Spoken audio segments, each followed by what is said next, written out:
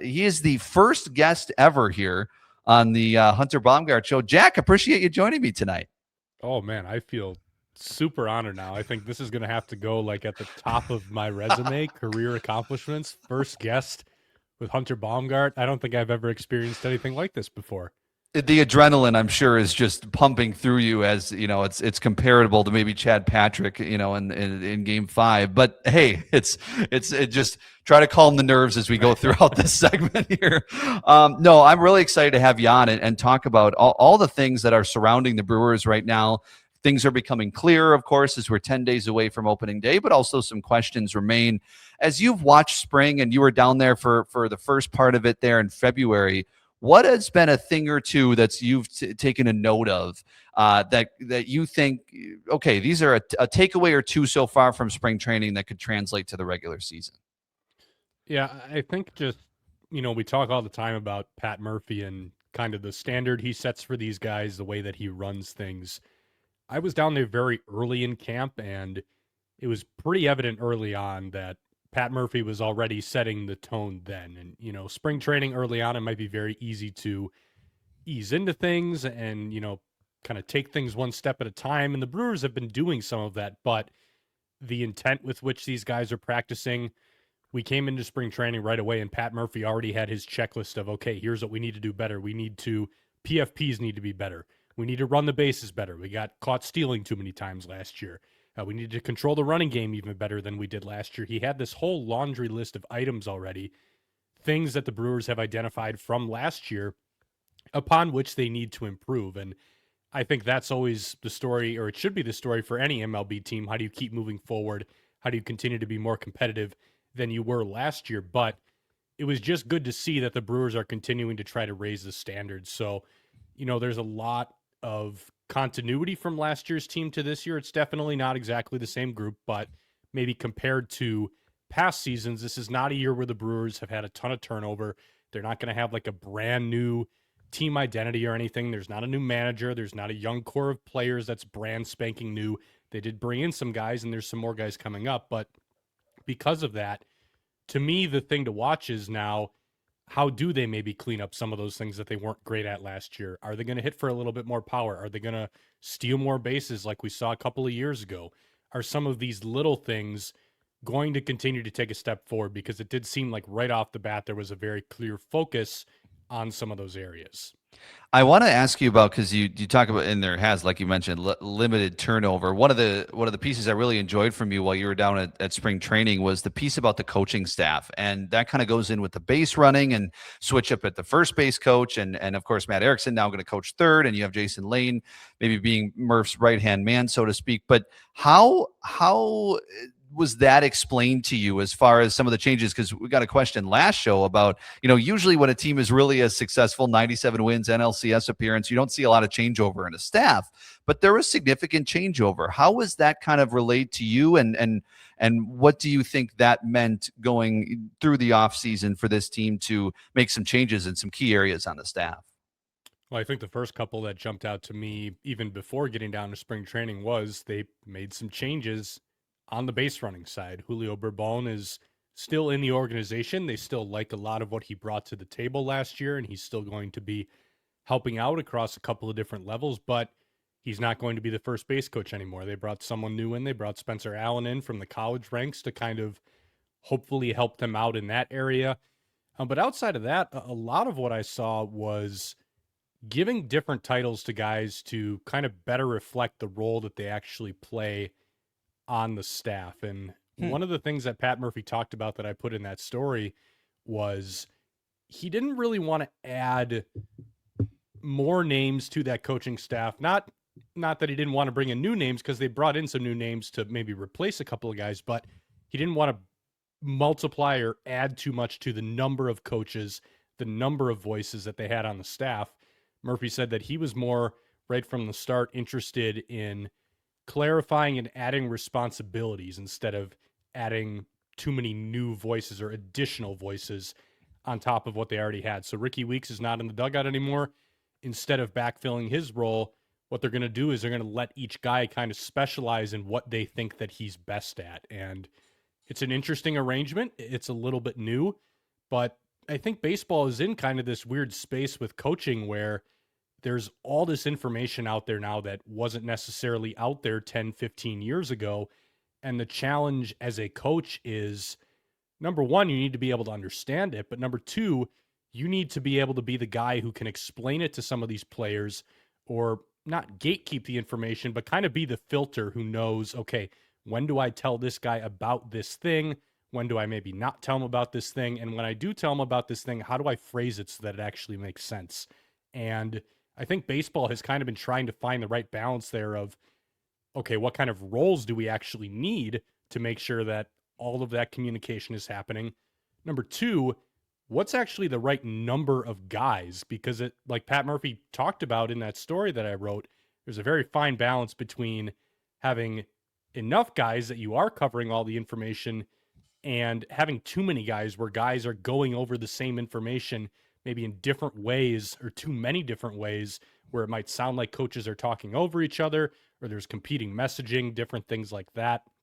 So Pat Murphy said, hey, we feel like we have the right balance of guys here. So they're going to kind of delegate all this stuff out, maybe new roles for guys to either, number one, reflect what they were already doing last year, like Jim Henderson's new role, Daniel DeMondesert. Hunter, you know him a little more because we interact with him a lot at the ballpark as the translator. Evan Martin, a couple of those guys, they were already doing game planning stuff last year, but they were just called assistant coaches.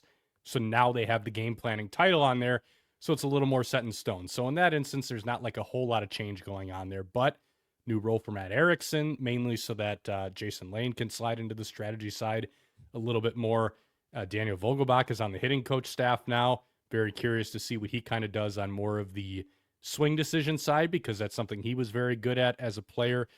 But basically everybody is in these super specialized roles now where the Brewers and Pat Murphy feel that these guys can do what they do best, and then they can kind of bring that information back to him for the final decision. But the Brewers are doing things a little bit differently than any staff has really done it before without a bench coach. But I would not be shocked if this kind of becomes the new model for how baseball coaching staffs look.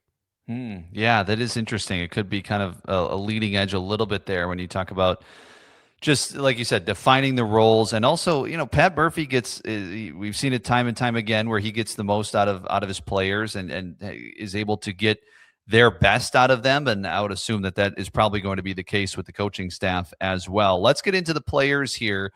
Let's start with the rotation. Quinn Priester likely and will start the season on the IL.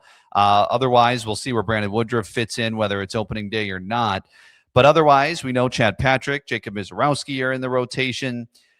You've talked a lot about Brandon Sproat, how he could be kind of that gem of that deal coming back from New York. What do you see in Brandon Sproat that makes you say that and gets you excited for him in a Brewer uniform?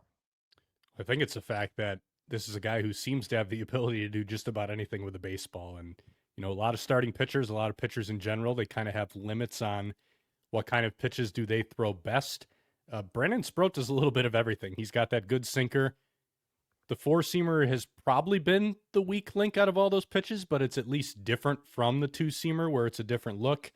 He's got two different breaking balls for sure already in that good curveball, that good sweeping slider. He had a little bit of a shorter slider last year that he's turned into a mid-90s cutter now, which looks like a really effective pitch for him. He still has the changeup a little bit. I would guess the Brewers aren't going to throw that quite as much when they get into the regular season, but it is still there. When I see a guy who has the ability to do that many things with the baseball, there's just so much to work with there, and it gives the Brewers so much room to kind of decide which game plan is going to work the best for him. Chris Hook, Jim Henderson, these guys, we've seen how effective they've been at deciding, okay, which pitches are the pitches that you should be throwing in these counts that are going to get you the most results, that are going to help you work deeper into games, help you throw more strikes, help you miss more barrels. Brandon Sproat has so many different weapons that they can kind of look at and decide, okay, how does this fit into the mix? Do we throw this pitch more? Do we throw this pitch less? They've already helped him make one of those pitches a better version of the pitch that he had last year with that cutter. So when I see a guy like that and I see how much there is to work with, and then you pair him with this Brewers pitching development staff, that's where I get really excited about, okay, they really can mold this guy into the best version of himself just because there's so many different tools to work with. Totally. And a guy obviously who has a high ceiling as well. And Kyle Harrison, he's a guy that gets me excited for sure. You look at some of the obviously past rankings and things, but also what he's done, and he has some major league experience. I would think he's part of that rotation as they break camp here in 10 days. What have you liked from what you've seen out of him in spring training overall? I know he got roughed up stat wise. You can put into that what you want a couple of days ago, but overall, he's had a solid spring and shown some of that potential. Yeah, I mean, he was probably like, and maybe this is just because I'm always kind of trying to look more for diamonds in the rough, but out of all the pitchers that the Brewers brought in this year, he was kind of the one where I was like, I can see the vision here. I think he's a good project for them. But maybe some other guys I was looking at a little more, like Sproat or Shane Drowan, who also came over in that Red Sox deal. But the biggest thing that's jumped out for Kyle Harrison for me, and I'm not the only one saying this, is that new changeup that he's figured out. The Brewers have not historically been in recent years a team that really develops changeups. They've had a couple guys who throw some really good ones, but Devin Williams and Logan Henderson, what those guys do with the baseball, the ability to pronate it like that, that's not something you teach. Guys just have the ability to do that. So that's not the Brewers helping to develop that pitch. And, they didn't really do it with Kyle Harrison either. It sounds like he did a lot of work with some of his former Giants teammates over the offseason, but he figured something out with that. It now has about as much depth as any changeup thrown by any starting pitcher in baseball. So I think he's got the ability to bring something to that rotation that not a lot of Brewers starters have. Yes, you have Henderson. Yes, Woodruff's has gotten a little bit better. But Kyle Harrison's changeup is an outlier pitch, especially coming from the left side where he's a guy who's going to have to face righties a lot. He's going to need that. So I think that's the thing that's jumped out to me the most because, with all the advancements in pitching development, like fastball changeup has always been the traditional way to go about it. And that still works pretty well for a lot of guys. So I'm very curious to see kind of how he's able to attack with those two pitches more than anything. And like I said, I think it's a little bit different from what the Brewers do with a lot of their starters. I think he's just got the ability to kind of give a different look and have a different way of getting some swing and miss. So again, maybe not a guy who every single weapon in that arsenal is quite as exciting as maybe a Sproat or maybe a couple of other guys, but like you said, he's got the prospect pedigree, excuse me. When I talked to him in camp, you could tell he's a guy who really understands pitching, really thinks about the game. And again, another guy who's with a Brewers coaching staff that I think is going to find the way to get the best out of him. And like I said, very curious to see how he goes after guys this year, but there is some upside there for sure. Jack Stern joining us at Brewer Fanatic for just a couple of more minutes here on the Hunter Baumgart Show. So I wanted to ask you a little bit about, third base. They signed Luis Rengifo, and I think he'll, I'm pretty sure, switch hitter. I think he'll get a lot of playing time at third. But they also have talked about, and he's the quantum leap candidate from Pat Murphy, and that's David Hamilton. How do you see those two fitting into this infield? Do you kind of see, because how I see it is David Hamilton's more of that Andrew Monasterio role. Maybe he gets a little more playing time, depending on how Joey Ortiz is doing, depending on how Rengifo's obviously doing at third base as well. But they seem to like him, so I have a feeling he's going to be a part of what they do. Yeah, I wouldn't expect like full platoon or anything between those Right. two guys, but I'm kind of leaning toward David Hamilton is going to get a good share of playing time there against right-handed pitching as a left-handed bat. He's a guy that the Brewers, like you said, Pat Murphy named him his quantum leap candidate. Even before that, people in the front office are speaking very highly of what they thought this guy is capable of. And a lot of it just comes back to they like the raw athleticism a lot. And I think that's more than anything what the Brewers tend to look at. You can look at performance. You can even look at, expected performance and some of this stuff. But the next layer to go back to after that, to go even deeper, is just how does this guy move? And is there potential in the way this guy moves for him to be an even more explosive athlete and to maybe hit the ball a little harder, play better defense, all that kind of stuff, steal more bases? And I think that's what the Brewers see there. Now, do I maybe see the upside with the bat that they do? I'm not so sure. So if it were up to me, I would probably just roll more with Rengifo as closer to the full-time option. But it's very clear that they seem to see a little bit more in that bat than a lot of people do. I do see what they're looking at with the defense, though. This is one of the quickest guys in baseball, and I think they're counting on, especially once he gets a little bit more coaching on the left side of the infield, that he can be one of the better defenders in baseball. So I'm sure that's certainly part of the equation as well. But I would guess against right-handed pitching, you're probably going to see, I don't know, maybe 60-70% David Hamilton, Renhefo getting the rest of those starts. Against left-handed pitching, though, as a right-handed batter, they really, really do like Renhefo's bat from that side. He hits the ball a lot harder as a right-handed hitter, a little more power there.